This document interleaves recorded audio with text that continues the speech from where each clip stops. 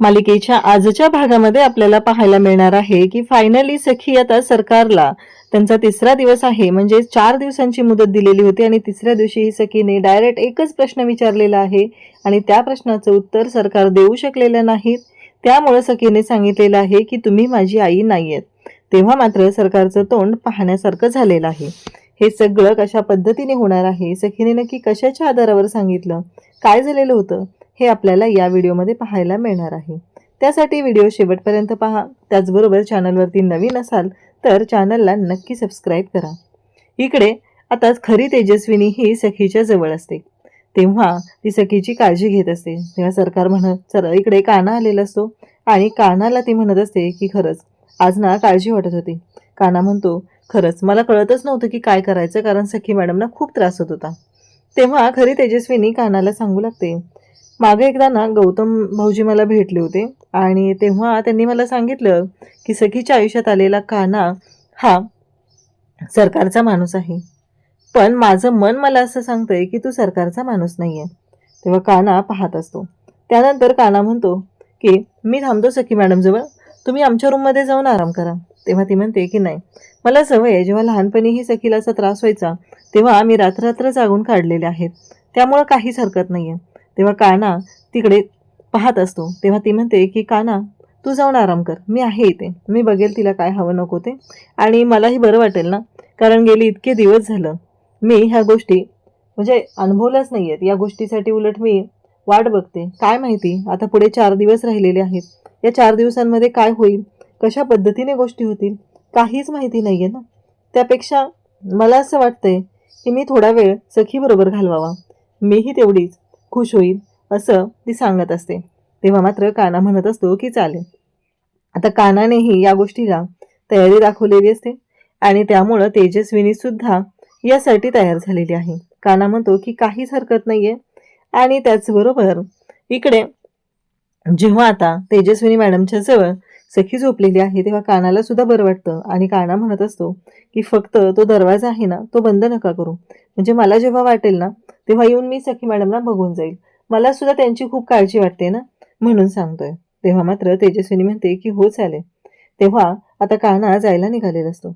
इकडे सरकारने डॉक्टरांना आणलेलं आहे आणि डॉक्टरांना घेऊन सरकार बाहेर पडत आहे. तेव्हा मात्र या सगळ्या गोष्टी सुरू झालेल्या असतात आणि सरकार हे सगळं जेव्हा मुद्दाम करत आहे, म्हणजे सरकारला फक्त हेच दाखवून द्यायचं आहे की काहीही झालं तरीही डॉक्टरांना जेव्हा हे सगळं घरी गेल्यानंतर काय बोलायचं, सखीच्या समोर कशा पद्धतीने गोष्टी बोलायच्या आहेत, हे सगळं सांगणं सुरू झालेलं असतं आणि कशा पद्धतीने हे सगळं होणार आहे याचा सुद्धा विचार चाललेला असतो.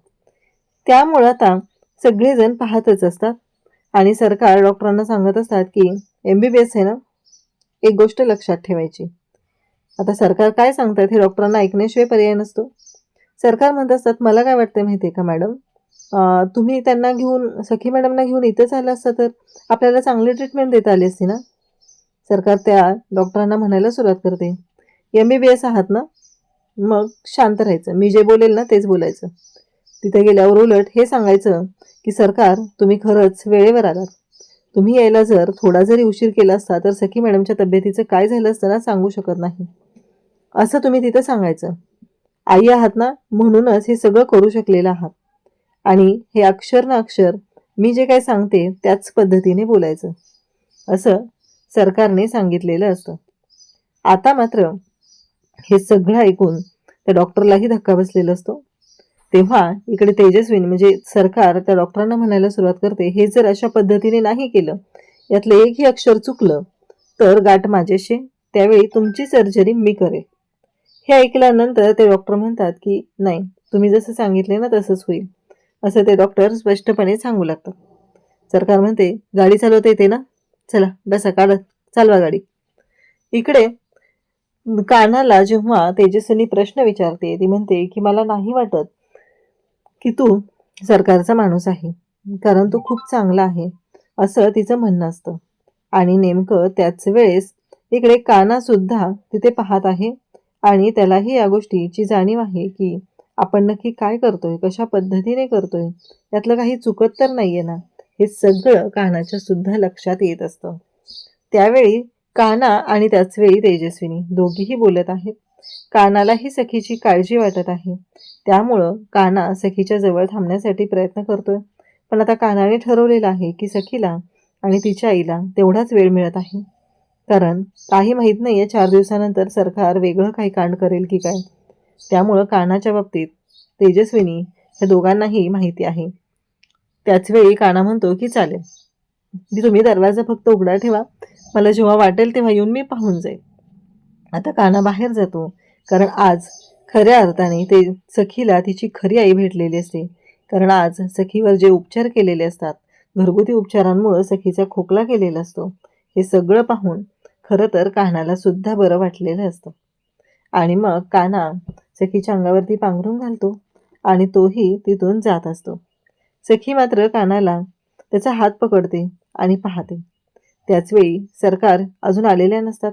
सरकार कुठं असेल, काय चाललं असेल, हा विचार कान्हाच्या डोक्यातही सुरू आहे. कान्हा आता हॉलमध्ये येतो. सगळेजण थांबलेले असतात, कान्हाकडे पाहत असतात. तेव्हा कान्हा सांगतो की सखी मॅडम झोपल्या. त्यांच्या खऱ्या आईने, खऱ्या तेजस्विनी मॅडमनी त्यांच्यावर औषध उपचार केले आणि त्यामुळं त्या झोपलेल्या आहेत, असं कान्हा सगळ्यांना सांगत असतो. तेवढ्यातच सरकार तिथे येते आणि बोलायला सुरुवात करते. म्हणजे आता तुम्ही सगळ्यांनी जाहीर करून टाकलं का खरी तेजस्विनी कोण आहे ते? अजून 2 दिवस बाकी आहेत, विसरलं का तुम्ही? कारण खरी आई मीच आहे, म्हणून तर मी सखीसाठी डॉक्टरांना घेऊन आलेली आहे, अशा पद्धतीने त्या सांगत असतात. त्याचवेळी कान्हा म्हणत असतो, हो बरोबर आहे, पण एक गोष्ट लक्षात ठेवा सरकार, हळू बोला. सखी मॅडमना आत्ताच झोप लागलेली आहे, एवढं मोठ्याने बोलण्याची गरज नाही, असं कान्हा ठणकावून सांगत असतो. तेव्हा मात्र परशू त्याचबरोबर मीनाक्षी सगळेजण तिथं असतात. आज सगळ्यांना खात्री पटलेली असते की खरी सखीची आई कोण आहे. कारण ज्या पद्धतीने गोष्टी घडलेल्या असतात त्यावरून क्लिअर झालेलं असतं की सखीची खरी आई कोण आहे, सखीवर कोण उपचार केलेला आहे, ह्या सगळ्या गोष्टी क्लिअर झालेल्या असतात. सगळेजण पाहत असतात. तेव्हा सरकार म्हणत असते की बास, कोणी एक शब्दही बोलायचा नाही आहे, मी सखीची खरी आई आहे, म्हणून तर एवढं जाऊन मी डॉक्टरांना घेऊन आलेले आहे, मला सखीची काळजी वाटते, त्यासाठी हे सगळं केलेलं आहे. आता डॉक्टरही तिथं आलेले असतात. तेव्हा कान्हा सांगतो त्यांचा खोकलाही गेलेला आहे आणि त्यांना बरंही वाटत आहे, त्यामुळं तुम्ही आता एक्स्ट्राची काळजी घ्यायची गरज नाही. हे ऐकल्यानंतर सरकारांना खूप राग आलेला असतो. सरकार म्हणत असतात की कोणीही यायचं नाही, मला बघायचं तिथं मला गेल्यावर कोण अडवतंय, तिथे कोणीही यायचं नाही माझ्याबरोबर. सगळेजण पाहत असतात. सगळ्यांना धक्का बसलेला असतो की ही सरकार म्हणजे काहीही करू शकते, हे सगळ्यांना चांगलंच माहिती आहे. आता मात्र इकडे सखीच्या डोक्यावरून हात फिरवत तेजस्विनी बसलेली असते. तेजस्विनीला सखीची काळजी वाटत असते आणि म्हणून तर इकडे सखीने हे सगळं एवढं केलेलं असतं. आणि त्याचबरोबर इकडे पाहायला मिळतं की तेजस्विनी ही सखीच्या डोक्यावरून हात फिरवत तिची काळजी घेत असते, तिला काय हवं नको ते सगळं पाहत असते. या सगळ्या गोष्टी घडत असतात. पण सरकारांच्या बाबतीत मात्र वेगळंच चाललेलं असतं. सरकारांना असं वाटत असतं की नाही, जे काय झालेलं आहे ते थोडं वेगळ्या पद्धतीने झालेलं आहे, तर मलाच त्याच्यावरती काहीतरी मार्ग काढावा लागणार आहे, असं सरकारांना वाटत आहे. इकडे सखी मात्र झोपलेली असते आणि त्याचबरोबर इकडे सरकार आलेले असतात आणि त्या ओरडत असतात की बाद झालं, आत्तापर्यंत खूप ऐकलेलं आहे, खूप सहन केलेलं आहे, पण यापुढे नाही, असं म्हणून सरकार इकडे ठणकावून बोलत असतात. आणि तू बाजूला हो ग, सखीची खरी आई मी आहे आणि सखीच्या जवळ मीच असणार आहे. तेव्हा इकडे तेजस्विनी म्हणत असते की ऐक जरा मनस्विनी, ऐक, तुला नाही कळणार आहे सखीला काय होतंय ते, आत्ता तू ऐकून घे फक्त, असं इकडे सखीला सखीची आई सांगत आहे. पण सरकारांनी मात्र ठरवलेलं आहे की ऐकायचंच नाही आहे. ऐकायचं कशासाठी? कारण जे काही झालेलं आहे त्या सगळ्यामध्ये त्यांना असं वाटतंय की हे सगळं माझं आहे आणि हे माझं साम्राज्य मला मिळालं पाहिजे आणि त्यासाठी जे काही करायचं आहे ते करायची तयारी आहे. कुठल्याही मार्गाने ते साम्राज्य मिळवण्यासाठी प्रयत्न करायचे ठरवलेले असतात. इकडे मात्र सखी झोपलेली आहे आणि मग शेवटी तेजस्विनी उठते आणि बाजूला होते. कारण ह्या मनस्विनी बरोबर वाद घालण्यात काहीच अर्थ नसतो, हे तेजस्विनीला चांगलंच माहिती आहे. त्यानंतर आपल्याला पाहायला मिळतं की इकडे सरकार जेव्हा तिथं असतात आणि मग सरकार AC चालू करायला सुरुवात करतात, तेव्हा मात्र इकडे तेजस्विनी म्हणते की सखीला सर्दी झाली आणि तू AC चालू करतेस. तेव्हा सरकार म्हणतात नाही, मला कळतं ना, मी आई आहे. तेजस्विनी म्हणते कसं कळणार ना तुला, आई होणं काय असतं ते, कारण की ती कॉम्प्रोमाइजेस करावे लागतात स्वतःच्या मुलांसाठी, संसारासाठी. हे सगळं करावं लागतं, पण तू ते कधीच केलेलं नाही आणि तू करूही शकत नाहीस, असं इकडे ती बोलते. आणि आता दोघीही तिथेच बसलेले असतात. तेजस्विनीला काही झोप लागत नाही. सरकार मात्र निवांत डाराडूर झोपी जातं. इकडे आता दुसऱ्या दिवशी सकाळी कुल्फी हॉलमध्ये ड्रॉ करत असते. ड्रॉइंग छान करत असते. ती स्केच काढलेलं असतं आणि मग कुल्फी आता ते कलर करणार असते. पण तिला तिच्या बाबांनी सांगितलेलं असतं की पहिले जे कलर आहेत तेच वापरायचे. आणि कुल्फी कानाला सांगत असते. काना म्हणत असतो की मग बाबांना सांगायचं नवीन घेऊन द्या. तेव्हा कुल्फी म्हणते की काना पुढे बोलायला सुरुवात करतो. बाबा म्हणाले की अजिबात मिळणार नाही, जे आहे तेच वापरायचं. माझे बाबा हे असेच म्हणायचे, मग माझी आई मला द्यायची आणून, असं कानाने सांगितल्यानंतर मात्र इकडे पाहायला मिळतं की कुल्फी हसायला सुरुवात करते. तेव्हा कुल्फी म्हणते की मला कोण देणार, मला आई नाही देणार आहे. त्यावरती कानाचं म्हणणं असतं कुल्फी काळजी करू नको, मी आहे ना, मी देईल तुला, असं काना कुल्फीला सांगत असतो. इकडे सखीला जाग येते आणि सखी रात्री जेव्हा बोलत असते, म्हणजे मधूनच ती तापात असतानाही बोलत होते, झोपेत असतानाही बोलत होती, तेव्हा सुद्धा तिने आई अशी हाक मारलेली असते. आणि त्याचवेळी सखी जागी होते आणि मग आई म्हणून ती पाहते, तर एका साईडला तेजस्विनी खुर्चीवर रात्रभर बसून आहे, तर दुसऱ्या साईडला सरकार सखीच्या शेजारी बेडवरती झोपलेली आहे. आता मात्र इकडे सखीला काळजी वाटायला लागलेली असते आणि हे सगळं काय आहे तिच्या समोर झालेलं असतं. तेव्हा मात्र सखी म्हणते तुम्ही दोघीही फ्रेश व्हा, आपण ब्रेकफास्टला भेटूया, मीही फ्रेश व्हायला जाते, असं सखीने सांगितलेलं आहे. तेव्हा मात्र सखी आता फ्रेश व्हायला चाललेली आहे. सरकारला तर कधी एकदा जाते असं झालेलं. सरकारला अजिबात तिथे सखीच्या शेजारी झोपण्यात इंटरेस्ट नव्हता आणि त्याचबरोबर सखीची काळजी घेण्यातही. फक्त या 4 दिवसामुळे जो काही फरक पडणार आहे त्यासाठी सरकारचं हे सगळं चाललेलं नाटक आहे. इकडे काना खूप कासावीस होत असतो. कानाला आठवत असतं तो शॉवर त्याने ऑन करायला लावलेला असतो, त्यानंतर सखीच्या डोक्यावरती ते पाणी पडलेलं असतं थंड, आणि म्हणून सखीला सर्दी झालेली आहे, म्हणून कानाला काळजी वाटत असते. काना म्हणत असतो की खरंच मी चूक केली, मला नव्हतं माहिती की सखी मॅडमना एवढा हाय लेवलचा त्रास होत असेल सर्दीचा, पण त्यांना त्रास तर झाला ना, या गोष्टीला कुठेतरी मी जबाबदार आहे हे कानाला वाटत असतं. आता सखी रूममध्ये येते, आवरते, फ्रेश होते आणि तेव्हा काना म्हणतो तुम्ही आंघोळ पण केली, अहो तुम्हाला सर्दी झाली होती ना. आणि त्याचवेळी काना म्हणत असतो की अहो कशासाठी हे सगळं, माहिती आहे ना त्रास होतोय. तेव्हा सखी म्हणते नाही नाही, केस नाहीत धुतलेले मी.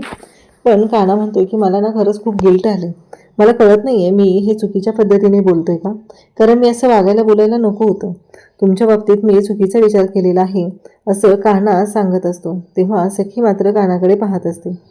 तेव्हा काना म्हणतो मी खरंच खूप कासावीस होतो, रात्रभर मला झोप लागलीच नाही आहे.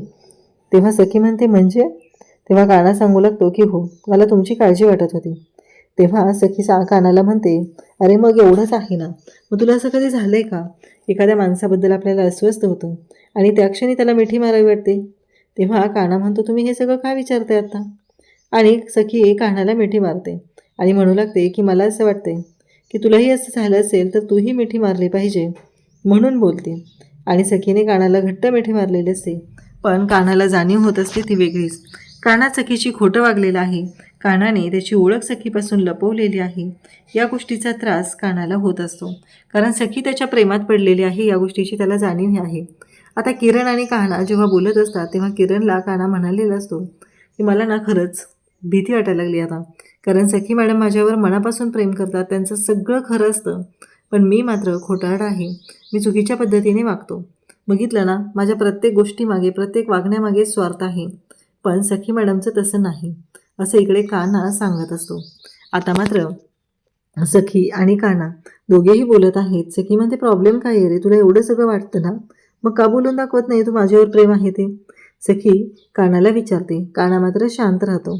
काना काहीच बोलत नाही आहे, कारण त्याच्या मनातल्या भावना त्याने दाबून ठेवलेल्या आहेत, त्या मनातल्या भावना तो समोर येऊ देत नाही.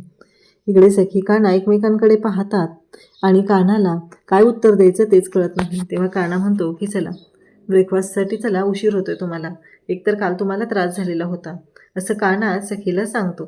आता सगळेजण डायनिंग टेबलवरती ब्रेकफास्टसाठी जमलेले असतात. सखी, त्याचबरोबर काना, तेजस्विनी, मनस्विनी सगळेजण तिथं असतात.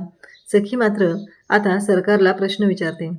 ती म्हणते की सखी जेव्हा आजारी पडते तेव्हा घरगुती उपचार म्हणून सखीसाठी काय करावं लागतं, आणि इकडे ततफापा चालू झालेलं असतं ते सरकारचं. तेव्हा कानालाच्या समोर इकडे बोलायला सुरुवात करते ती म्हणजे सखी. बरोबर आहे. काय करायचं, लवंग तव्यात भाजायच्या, त्या एका कपड्यात बांधून घ्यायच्या आणि त्याची पुरचुंडी जी आहे ती सखीच्या नाकाजवळ धरायची. तेव्हा सरकार म्हणते की मी तेच उत्तर देणार होते तुला. आता मात्र सखी म्हणते की बाद झालं, कारण तुम्ही हेच उत्तर देणार होता, तेच उत्तर देणार होता, हे सगळं मला माहिती आहे. मग तुम्ही माझ्या आई नाही आहेत हे मात्र सिद्ध झालेलं आहे. म्हणजे तिसऱ्या दिवसाचा सखीचा प्रश्न हाच होता की नक्की उपचार काय केले जातात, आणि या सगळ्यामध्ये सरकार फेल झालेले असतात. आणि त्याचवेळी तेजस्विनीला मात्र खूप आनंद झालेला आहे. अशाच अपडेटसाठी चॅनलशी कनेक्ट राहा. थँक्यू.